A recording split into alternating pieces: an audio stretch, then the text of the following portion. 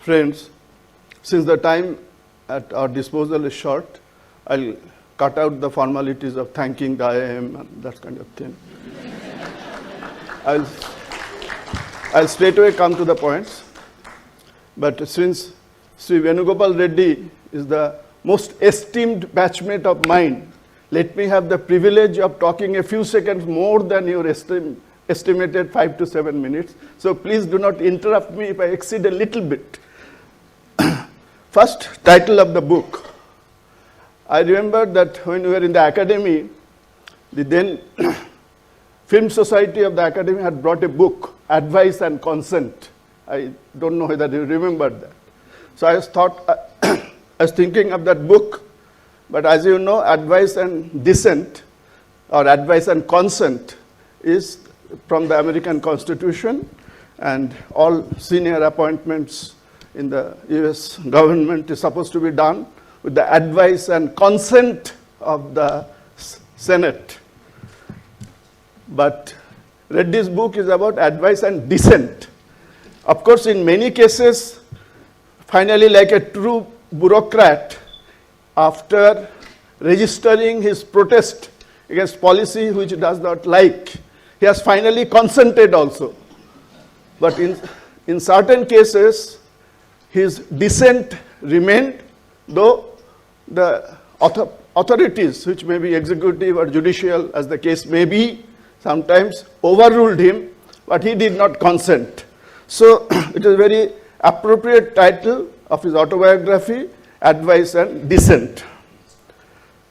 Next, I have already mentioned a couple of editorial errors. I don't want to waste my time. I think Dr. Reddy has taken note of that. Thirdly, since Dr. Reddy himself has mentioned, otherwise I might not have mentioned it, he has written that when he joined the IAS, how he was congratulated by the members of his community as a second member of that community to join the IAS and things like that. But the fact that Venugopal Reddy belonged to a rural area, a farming community, landowning people, they know the risk involved in their profession. Much depend upon rain god, you cannot be sure of your crop. So risk-taking is in the DNA of such people. And risk assessment, I think it has come very useful to him when he was working as the head of the Reserve Bank of India, or the governor of the Reserve Bank of India, because in all cases, whether in monetary policy or foreign exchange policy or in intervention in the market, timing in the market, much depend upon your risk appraisal, timing, etc. I think his background probably has helped him in being a successful governor of the Reserve Bank. Then he did his, basically he says that he is a non-metropolitan man. Well, he talked about his batchmates in the IAS, in the National Academy of Administration. He classifies them into metropolitan people and non-metropolitan people. He classifies himself in the second category, but he studied his BA honors in a metropolitan city. So partly he is both metropolitan and non-metropolitan. But the fact is that he has tremendous experience of rural life, common people's life, commitment to the welfare of the common people, and if I have not read incorrectly, probably in his youth, he was a little left of center. I don't know what is that degree of that angle, but it was definitely left of center. But he says that after a period of time, after some experience in the civil service, he probably became more pragmatic, more eclectic. He was prone to taking decisions based on facts and evidence rather than purely some ideological considerations and all that. All that is mentioned in his book. His IAS experience of the first 4 years were not very pleasant. Unlike people like us, in Karnataka, we did 1 year of district training, and after 1 year, we were given charge of a subdivision, sub-collector or assistant collector, assistant commissioner. He had a much more varied experience. His district training continued maybe on the Andhra Pradesh pattern for almost 2 years, in which case, very unusual for a probationer, he had 4 transfers. Now, that may have something to do with somebody didn't like his face, somebody probably didn't like his surname, somebody probably didn't like that he belonged to Kadapa district rather than some other district. Whatever the fact, but it's very unusual for a probationer to have 4 transfers. But it turned out to be a boon for him. He got so fed up that he applied for a scholarship or entry into Institute of Social Sciences, The Hague, famous for the presence of the Nobel laureate of the first batch, Tinbergen, and he had the good fortune of learning policy making and economic decision making, economic planning among other peoples, Professor Tinbergen. And unlike many of us, let us put it, I won't say other colleagues, many of us, he has continued, unlike many of us, he has pursued his interest in economics or studies or acquiring knowledge of the men and matters and all that throughout his life. Not only he went to Tinbergen's school, or rather Institute of Social Sciences, he completed his PhD thesis after 11 years after joining the service on multi-level planning in 1975. And you can, if you read the book, you'll find that even towards the end of his career, he is presenting Manmohan Singh a book by Kindleberger on bubbles. Kindleberger asked him, Manmohan Singh asked him, is it not an outdated book? Reddy replies, when was the first edition issued? And when is the latest edition published? Probably he was one up of Manmohan Singh. Manmohan Singh probably was not that up to date with economics when he became a prime minister. And surprise, the man reads Atul Gawande's book on surgery and presents that book to various Federal Reserve chairmen or Reserve Bank governors that this is the best book on central banking. Imagine being able to link the decision-making process of a surgeon who has to take immediate decision based upon limited information, limited facts, but crucial decision touching on the life and death of people. A central banker has to take similar decision. Because of Reddy's wide knowledge or wide reading and capability to link things which people will think that there is no connection, he has become a successful policy maker.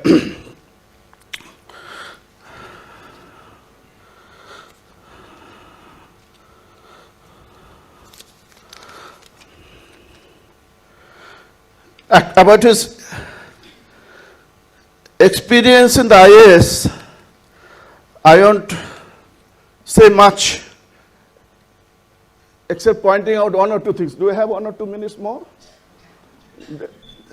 He writes about some of his colleagues in the Andhra Pradesh cadre. They are known practically all over the country. One is Mr. Shankaran. What I have heard of Shankaran is, because he was, I think, Chief Secretary of Tripura also, and some of my friends had worked in Tripura, the man had probably 1 trunk and 1 bedding, even when he was a Chief Secretary. And most of his salary used to go as being giving scholarship to poor people, subsistence to somebody else, and he used to keep probably bare minimum subsistence for himself. The man, of course, was, what shall I say, channel of communication between Andhra government and the Naxalites. He was abducted by the Naxalites, kept there for 10, 12 days, and he is admired all over the country as probably a model IAS officer. But we cannot always follow Shankarans. We are ordinary people with ordinary ambition. We want to get married. Shankaran never got married. We want to raise a family. We want to look after the family and all that. But Reddy probably held him as an ideal, but he also felt that he can't be a Shankaran, because after probably I don't know, 6, 7 years of service, he got, or maybe a little earlier, he got married, he raised a family. And his mentor became another very well-known civil servant of Andhra, BPR Vittal. BPR Vittal is also well-known for his knowledge, for his hard work, for his capacity for decision-making, for mentoring and everything. He became his mentor. Reddy says that in Andhra Pradesh cadre, there are several officers who have dedicated their life to public service. For them, their loyalty was to the Constitution of India and to the people of India, and not to any individual politician or political party. And Reddy, I think himself, has dedicated his life to public welfare and with loyalty to the Constitution of India. Another person which he has mentioned, which many people may not know, but those in the service of that generation would know him, that is Abid Hussain. Abid Hussain was probably the collector of the district, Hyderabad or something, where he was there as a probationer. I'll just mention one story about Abid Hussain and I'll stop now. Abid Hussain called this young probationer to come to his house. He finds that there is another case going on between the parties there, the lawyers, litigants are there, lawyers are there, he is also there. Then the PA comes and says, "Sir, you have to go to somewhere else." So that is, he fixes 3 meetings, let us say at 10 o'clock. And he sees the lawyers and says, "Now I have to go for a meeting. Venu is here. He will listen to you and he will write the orders." And Venu, young probationer, listens to the lawyers, writes the orders. Abid Hussain comes back and says, "Oh, you have written. I have full trust in you about your intellect, about your honesty, about your capacity for hard work. So tell me where to sign." He signs. So this is, but same Abid Hussain was picked up when some reforms process was going on. I think he drafted the report on reforms in the commerce and foreign trade area.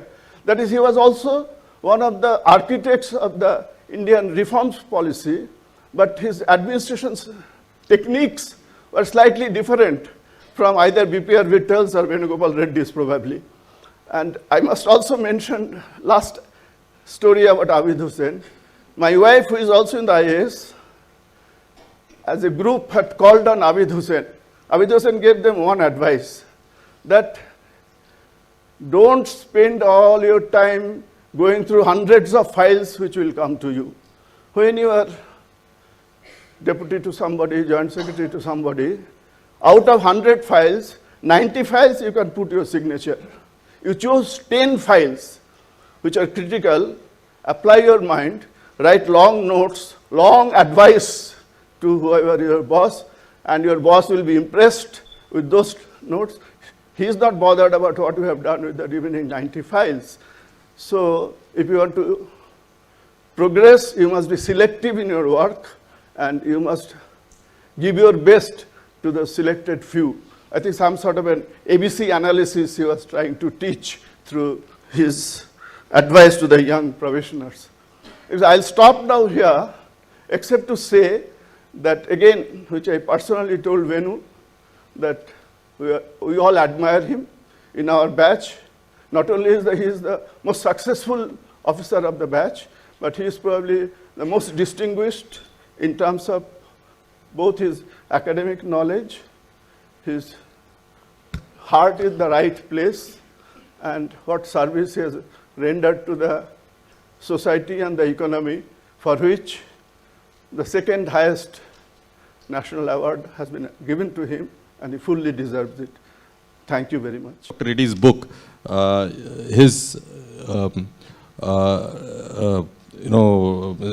Bhattacharya was mentioning that he was possibly left of center and he had a leaning towards the poor, etc., etc. And that naturally gave the affinity to S.R. Shankaran. And as you rightly pointed out, there are a range of AP cadre officers who are not only devoted to the Constitution, but also devoted to Shankaran in one sense. you can, I've seen in the Ministry of Rural Development, the principal secretaries, several of them having the mandatory photos of the President, Prime Minister, and the non-mandatory photo of S.R. Shankaran in their room. T. Vijay Kumar, a whole lot of them. That's one thing, but Dr. Reddy talks about his experience of getting married when Shankaran was the boss and what happened in Gudur. And he finds that Mr. Shankaran being a little unreasonable with him and sort of the default decision of Mr. Shankaran was if anybody is rich, then they're bad. If somebody is pushing for something, then possibly they're corrupt, and you need to look at it with suspicion. On the flip side is Abid Hussain. In Vizag, the same story Dr. Reddy narrates in his book, where he calls him for a dinner with the fairly successful businessman, and Dr. Reddy says, no, I am for the common people. I don't want to be hobnobbing with these rich and mighty. And Abid Hussain says, they're also individuals and they're also valid individuals, and there's no reason why you should not come. Which possibly, alters Dr. Reddy's perspective, saying that, look, you need not be anti-rich to be pro-poor. You actually could work at multiple levels. And I think that those two experiences very early of the 4 postings that he had in life possibly also influenced him in looking at issues with a great level of equanimity and this thing, because sitting in a place like Reserve Bank of India, you have to engage with the markets, you have to engage with all that is so-called ugly and bad, which the leftists would say, and would need to be fair-handed there. So obviously there was a lot of learning that seems to be coming through. The book itself, I constantly say that it works at 3 levels. It's a great book for a common citizen to understand and unravel Reserve Bank of India. In fact, it's a nice companion book for Dr. Subbarao's book, Who Moved My Interest Rate, which also demystifies Reserve Bank to a great extent. I'm very happy that these 2 books have come in close succession to each other. That's at one level. Second, this book works at a second level of understanding the global financial markets and its implication to the local markets and to the common man. That's the second level at which it works. And that's a brilliant part, particularly the latest part. And the early part of the book is an inspiration for anybody who wants to get into civil service. I mean, how do you deal with your idealism? How do you deal with your non-negotiable belief systems and the bureaucratic as well as the political system? In fact, there's a very interesting anecdote where Dr. Reddy mentions that one of his batchmates complains that to a minister, saying that the local politicians are putting too much of unreasonable pressure on me, and what do I do? How do I deal with them? And the minister says, if you don't learn how to deal with them, then how will you deal with me when you become a senior employee, a senior bureaucrat, and start reporting to a minister? So better learn how to deal with them, and better take these 2 words, advice and dissent, seriously. It doesn't say that, but that's broadly what it is. For me, as a person who works broadly in the area of financial inclusion, it's been fascinating to look at Dr. Reddy's career trajectory. In fact, this book which Rohini mentioned, which is outside, I've interviewed 6 of the governors. One of the things that stand out is that his belief in people's institutions is something that comes out very starkly when I look at most of these. And on cooperatives, and that's something that he had a very strong belief in the cooperative system. He used the word common person rather than the customer of the bank, and said how can the Reserve Bank be responsive to the common person. He was the person who coined the term financial inclusion, which is globally now used. In fact, that's the latest avatar. Earlier, it used to be a fashionable term to be used was microfinance, but Dr. Reddy used the term financial inclusion. And the microfinance sector grew fastest during his regime. What happened after that is a different story. We'll possibly talk to him in our discussion round. But that's something that is fascinating. I guess part of it is, as Mr. Bhattacharya said, got to do with his upbringing in areas. I mean, even his postings were not in great places except Vizag. All of the postings were in drought-hit, backward regions of Andhra Pradesh. I mean, now Telangana, Nalgonda, early days, and of course in the coastal region of Ongole, Nellore, early education in Anantapur, Ballari, all drought-prone, difficult areas for agriculture. So obviously he had seen the other side of it, and therefore, apart from risk-taking, it was also areas where you needed to be sensitive and responsive to the needs of the people. So that's something that is fascinating about Dr. Reddy's personality, that he keeps constantly worrying about how does this action affect the common person. I would just add one small piece of information. Professor M.R. Rao would vouch for that. We are happy that Abid Hussein's name is being taken. He was the chairman of IIMB for a term. So therefore, we have a IIMB connection as well, and that's a great thing to be. He was a very flamboyant person, and it was really great. I'm sure Professor Rao would have been a faculty when Dr. Abid Hussain was the chair. Thank you. I'll just stop there. I had an opportunity to meet Governor. We always call him Governor. In Hyderabad about 2 days back. So it has become a habit with me. Early morning he will come to my cabin. We will sit across in the RBI, have a tea, and then he will come up with a to-do list. These are the things I want to complete. Timelines will be there. I am extremely happy to say today, with happiness, that whatever he had given to me as to-do list, we have been able to take care about 90-95% of this thing. Many of these things are not in the public domain, but we have been able to do these things. On a Friday in 2004, I got a call from him. He said, come to Reserve Bank. I was then chairman of Union Bank of India. Come to Reserve Bank, I have something to talk to you. So I became really afraid, in the sense what mistake my bank would have done. He wants to talk to me. When I went there, he said, you have to come over to Reserve Bank as Deputy Governor. So it was, first of all, a big shock to me. I was, even in the best of the dreams, I had never thought that I will become a Deputy Governor of Reserve Bank of India. And there were a large queue of people who wanted to become deputy governors when the vacancy arose. He asked me why you are not wanting to do. No, I was 58 at that time. So we could go up to 62, which means I had only 4 years left if I go to Reserve Bank. It's a strange institution. I was not sure whether I will be able to take care of everything and I didn't want to be a failure at the end of a career of, I would say, a fairly good reputation built and fairly good success, whichever bank I had gone. Then he said, today is Friday. I should know by Monday morning, 10 o'clock, what is your decision. You consult your family, you do whatever you want, and then come back. I consulted my family, my wife. She said, I will take 1 day. Let me see. On Sunday, I will tell you what is to be done.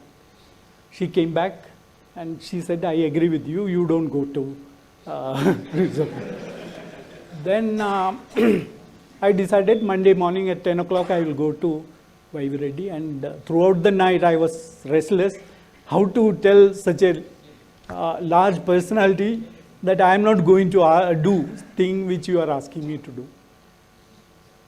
There was a slight other work which came up, so 10 o'clock I could not reach RBI. By that time I got the call, where are you? So I told him I am on the way to this thing. This thing was to tell him that I don't want to come to RBI. So the moment I entered his cabin, he hugged me and thanked me and said that you will never uh, you will never be unhappy in this institution. I will ensure to that. So what else do you do? I said, yes, I will. Then I came back straight to my home and said, this is what has happened. You now tell me, to my wife, why you took a decision of rejecting me, accepting the highest post which a banker can think of achieving. She said, I made my own inquiries. Even the governor doesn't have 2 cars. In public sector banks, we have 2 cars, one for me and one for her for the domestic. Now, that was the decision to be. During the 40 years, I have seen various governors coming and going. I have not seen a governor who has allotted so much of time for banking regulation and banking development. Most of the governors used to delegate this portfolio to the deputy governor who has come from the bank, commercial bank to the Reserve Bank, and they used to do. So the moment I joined, he said, I have as usual, I have a list of priorities for you. The first thing he said was about urban cooperative banks. He said, these are the banks which can function the best way to promote financial inclusion. They are very near to the customers and they know the customers inside out. So they know what are their requirements and within no time they can extend whatever facilities which are required. Now, what was the bane of this system? It is dual control. Dual control in the sense Reserve Bank is in charge of issuing the license for opening a cooperative bank. It is in charge of giving the prudential norms like NPA norms or this norm, leverage norms or all these things. Opening of branches, branch licensing is with them. The closing of the bank is also in the hands of Reserve Bank. All the other things like day-to-day operations, constitution of the directors, overriding the entire board if they are not properly working. It is all in the hands of the state government. The registrar of cooperative society is the god.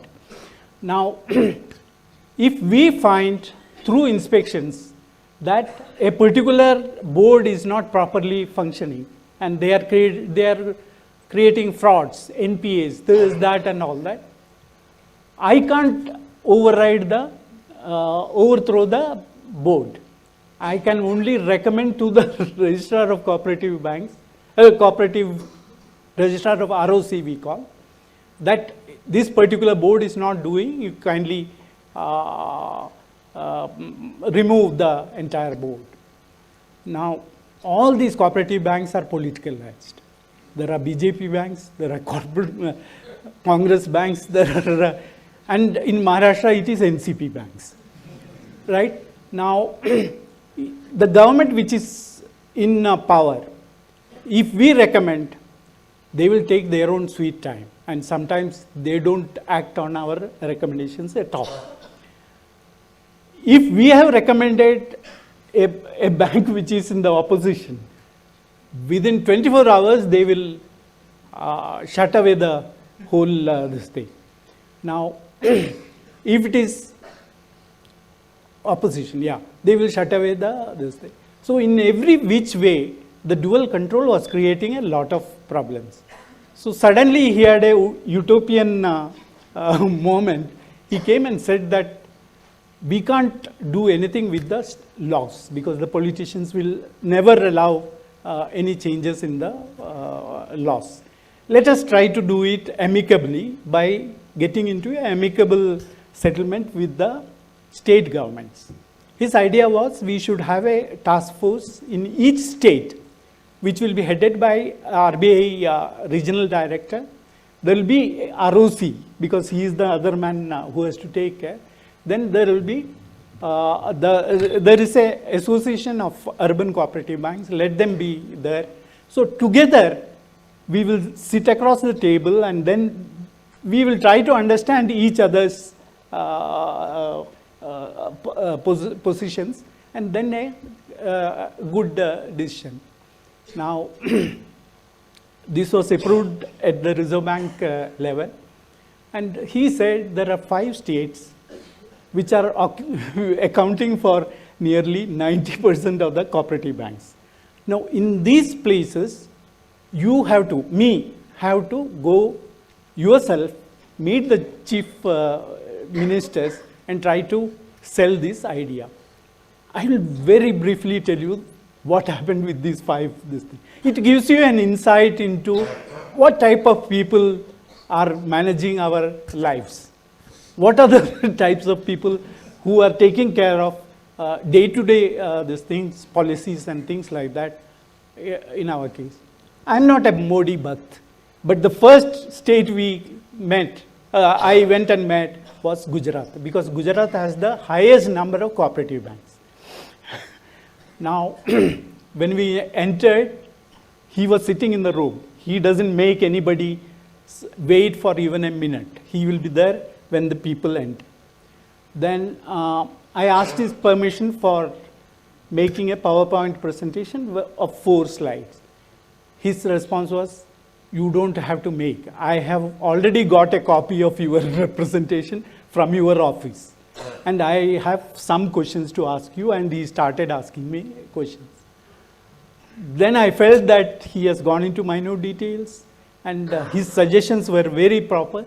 So I said, give me a day's time. I will again come back with a revised scheme so that you can look at it. He said, no, you don't wait here in Ahmedabad. You go back to Bombay. Our people will come there and talk to you and do.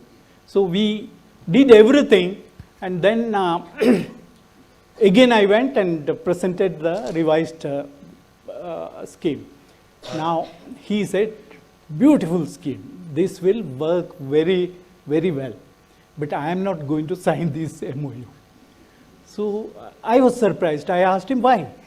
He said, in my state, all the weak banks are owned by Congress party. Right? And if I do something, and I am sure the moment we sit across the table, you will force me to wind up all this thing. So the word will go, media will say, Modi joined with the Reserve Bank and threw away all the Congress this thing. I can take the criticism, but I do not want a venerable institution like RBI to take such a decision. Now, these are the things which I felt he was extremely good. He was knowing what he was talking, and he was knowing, and he had done a deep study.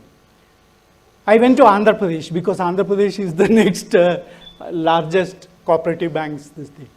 Now, Rajshekhar Reddy was the chief minister there. Same thing happened. I said, can I make this thing? He said, no, I don't want to know what your scheme is. But this man who is sitting here, he is IAS officer who is in charge of cooperative banks. He has gone through your scheme and he says it is in the interest of the public. I want to sign the MOU right now. Kindly look at how it works.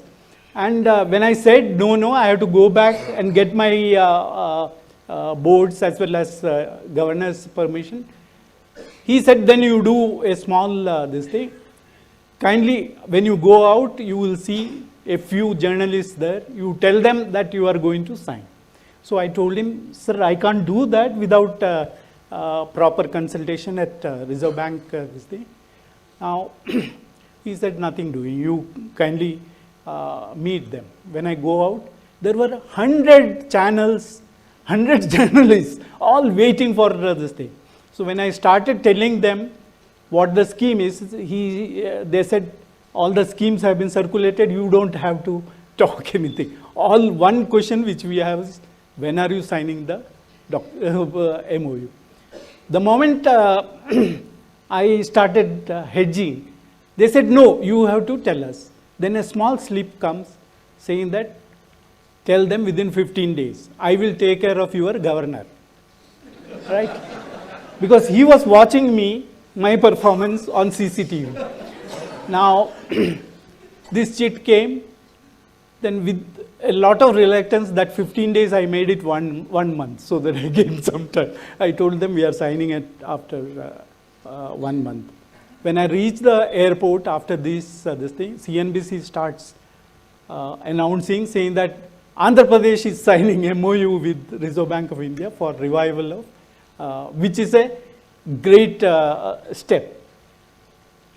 Before I enter the aircraft, I get a call from governor saying that who permitted you to sign this thing. I was really worried. I was expecting that, but I was really worried. How do I face? Then suddenly he laughed and he said, okay, congratulations, you have done a great job. Now, I asked for the CM of Karnataka, who is the third this thing, which is highest. I think the late Dharam Singh was the chief minister. I was told you go and meet our minister for cooperative societies. Then I did not pursue that again.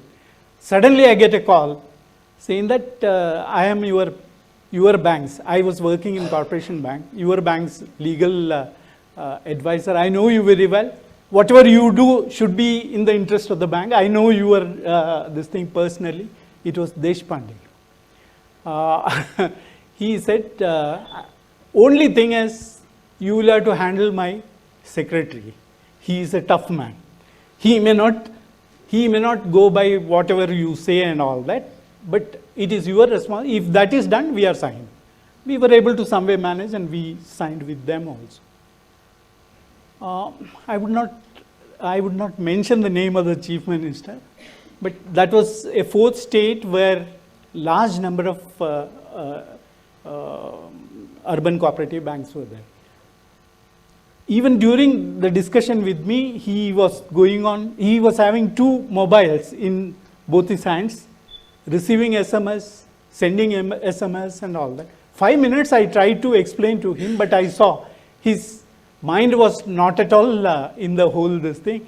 And then I got up and said, sir, I will come some other time when you are free, and now it looks you are not this thing. Suddenly he also said, you go and I will send the cooperative minister to your this thing, you talk to him. Now, I said, sir, kindly don't send him. Why? He is already running a urban cooperative bank, which we are going to liquidate in a matter of 7 days. And kindly don't send him. But by evening, he is in Reserve Bank.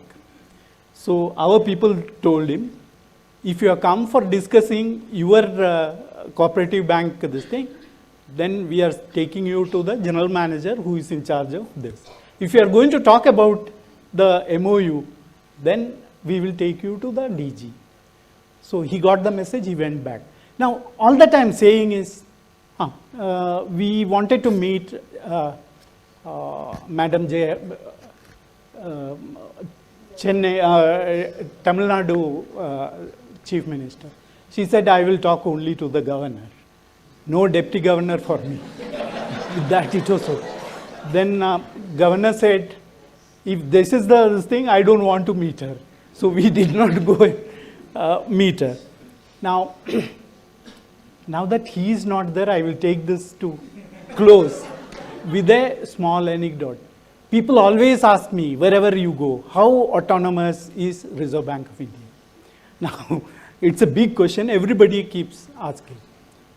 I heard an anecdote from Dr. Subbarao, who was releasing his book, a volume of his speeches. He said, both of us have a common friend. He had come to meet Dr. Vaiv Reddy, just a courtesy call at Reserve Bank. He wanted to see how the Reserve Bank is, and he is from Kadapa, so he is a native of the same village and all that. So the secretary to Dr. Reddy came and gave a slip to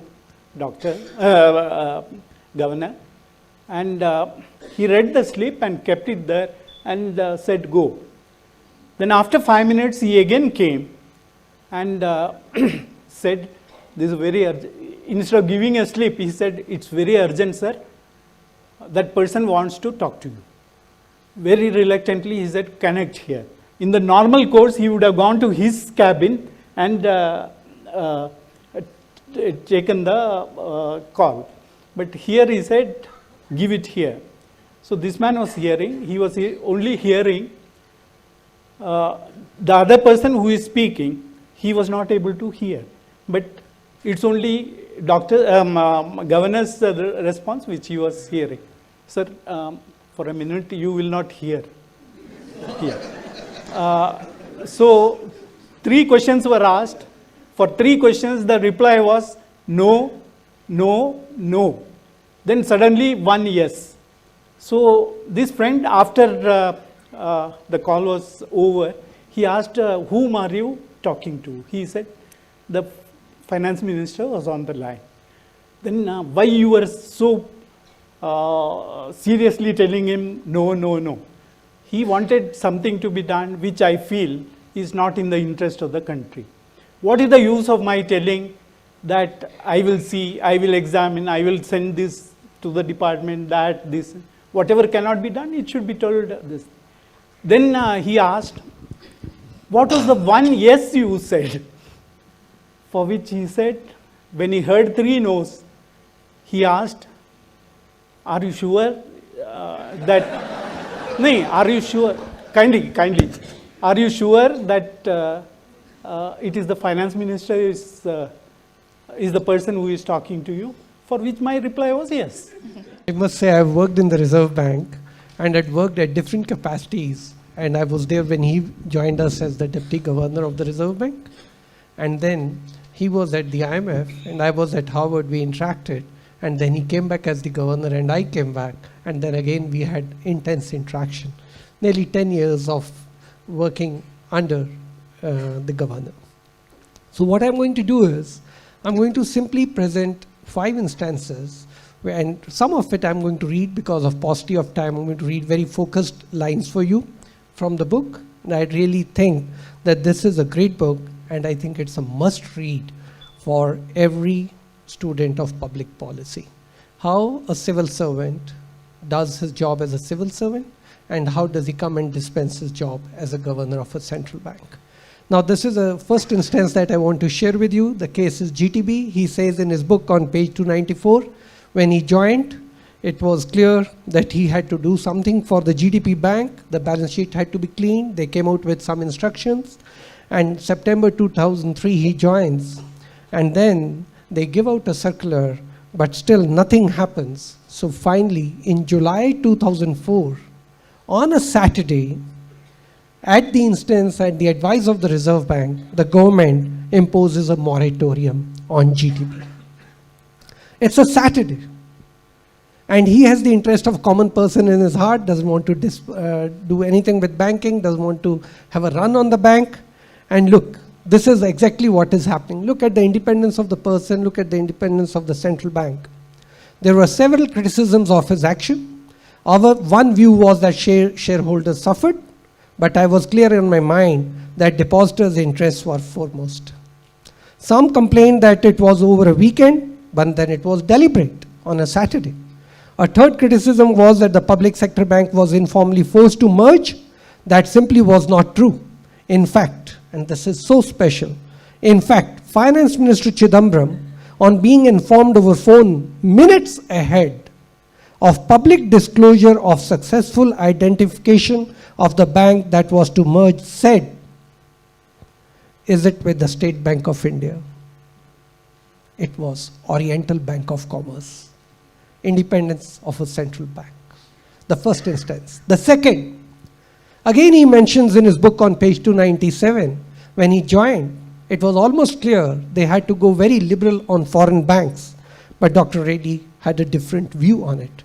And he was concerned. In his opinion, he said, I have to first address the situation of my banks, my public sector banks in the country, before I hand over and be liberal with the foreign banks. So he writes very clearly that he took his time. There was immense pressure on him. He thought through it, but then he took his time and didn't allow it. Finally, what happened? Finally, when they came out with that circular, which allowed some liberal policy on the foreign banks, in parallel, on the same day, we announced a liberalized policy for overseas presence of Indian banks, and foreign banks' presence in India to express our intent for an element of reciprocity in the process. We will allow your branches, you have to allow our branches. The policy of issuing branch licenses to the foreign banks, consistent with our obligations under WTO, was codified with specific indication that due weight would be given to the treatment of Indian banks in the home country.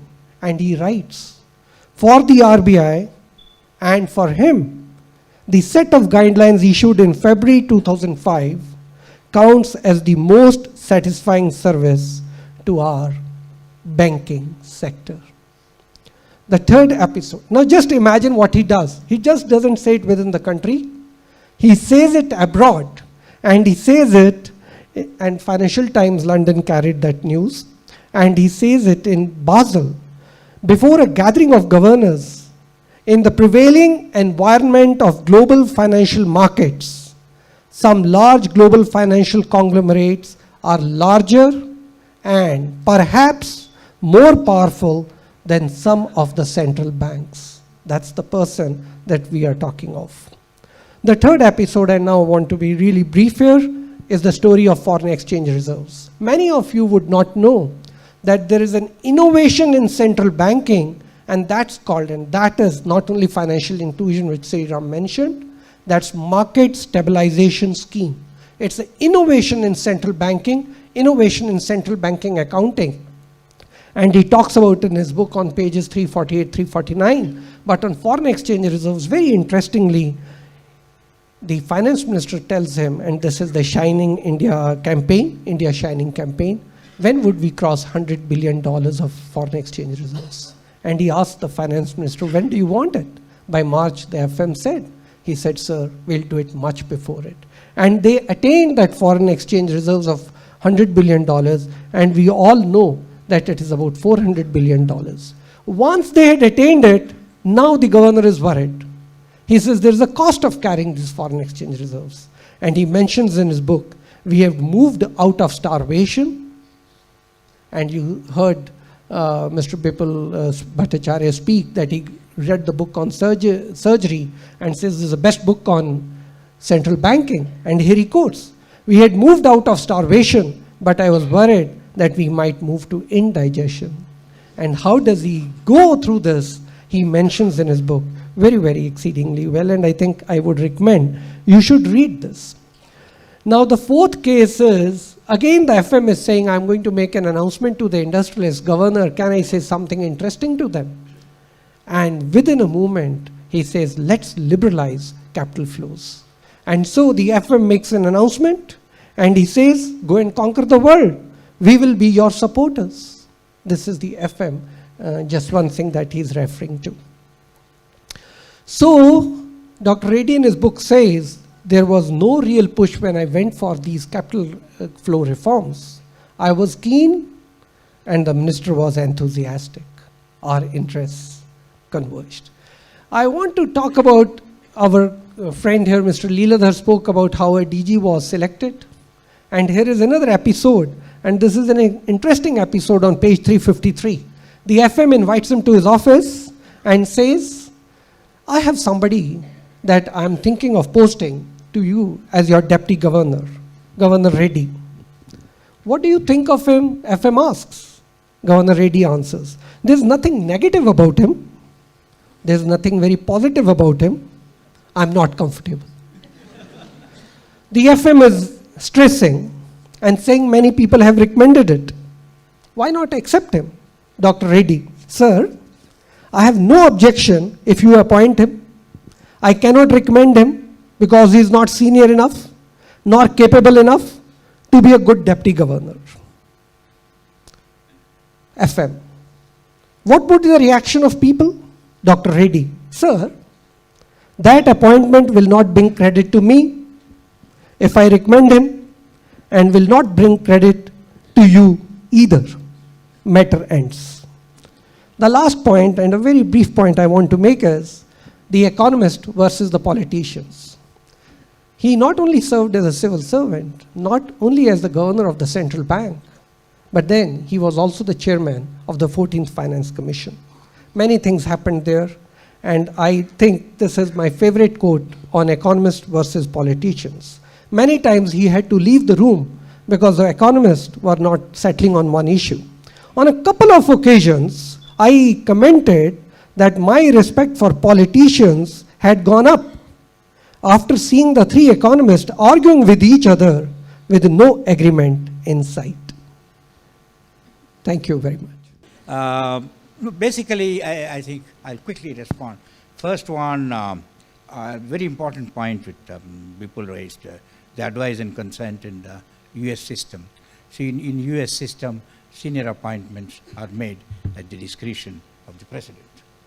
So that's, but there's a constitution which ensures stability, but the head of the government appoints his own bureaucracy. In Britain, there's no constitution, but the permanent bureaucracy performs the function of a constitution, moderating it. In India, the political leadership suffers from permanent bureaucracy and a constitution. I'm not joking. I'm not joking. So that gives a special responsibility on senior bureaucracy to be dynamic when the political leadership is paralyzed, to be stable and constrained when the political leadership is aggressive. That's a special responsibility. Second, this is in a democratic setup. Second, in a federation, we have got a unique system. All in dual polity, Ambedkar himself pointed out, dual polity, each state has its own service. Each center has all services. But the constitution provides for all India services, IAS, IPS, and now foreign service. And it is, so the point is that this chap, when he works for the state, he works for the state. When he works for the center, he works for the center. But on all occasions, he is ultimately responsible to the Constitution of India. That is unique again. So in a way, if you look back, the Constitution of India, 70 years back, there are very few developing countries in the world where we have a working system. And I think we should be proud of that, and that's one thing. And then follows from that. People asked me when I was abroad, that they said that courageous, a courageous central banker. My point was no, our system provided for it. See, I could dissent and survive because somebody was willing to allow dissent. In fact, I asked Mr. Leela to ask me that question, he refused to ask. As usual, he does what he wants to do. So quietly he asked me, I said, why don't you ask me, how much dissent did you permit from your subordinates? He didn't ask, but anyway, I think I did. He doesn't agree, obviously. But the point I'm trying to make is very often we don't recognize. And for me, all the senior people, Manmohan Singh, I was deputy 10 years before, for 10 years. Montek, I was his assistant. Chidambaram, I was his deputy. I was junior to all of them, I worked under all of them, but still they are prepared to listen, they are prepared to discuss. So the way I look at it is, by and large, the issue is very often in our country, many professionals, including intellectuals, do not exercise the freedom to say what we want. I think that is one thing I want to say. And second is also another thing, what Mr. Leela said is not entirely true. It is a bit of a joke about no, yes. But substantially it is true. The point is, when I disagreed, I was very polite and humble. See, the more you disagree, the more humble you should be. That's the best way in which you can get your way. So when you are, in fact, there is one saying that the boss, people say boss is always right, but boss is more right when he's wrong. So therefore you have to be very careful. And therefore I would say that the system has enabled us to function the way we did. The other number of instances were given of people, Abid Hussain, Shankaran. I think one thing which I believed is that learn. There is so much to learn, and I learned today, in fact, a lot of discussions we had, and all sorts of discussions, what are the big problems for 20. There is always time to learn, and I'll share a couple of jokes from which I learned about Abid Hussain himself.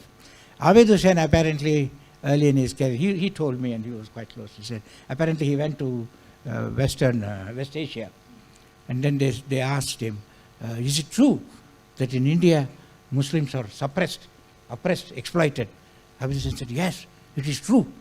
But our satisfaction is Hindus also are exploited, oppressed. So it's a telling way of... and second joke, which is again, I think I wrote about Abid Hussain's comment, I don't know that I did. This whole issue of brain drain in those days, doctors going, and then apparently in a meeting, Mr. G said, there's a proposal, seriously, Mr. G was presiding, and said that how to stop this brain drain, and the whole discussion was tax. So Abid Hussain is reported to have commented that it is better to have brain drain than have our brains in our drains. and so each one. And finally, I will only conclude with what you said. In the first 5 years of my life, I had 8 transfers. In the last 5 years, I had 1 job. So I learned how to survive. Thank you.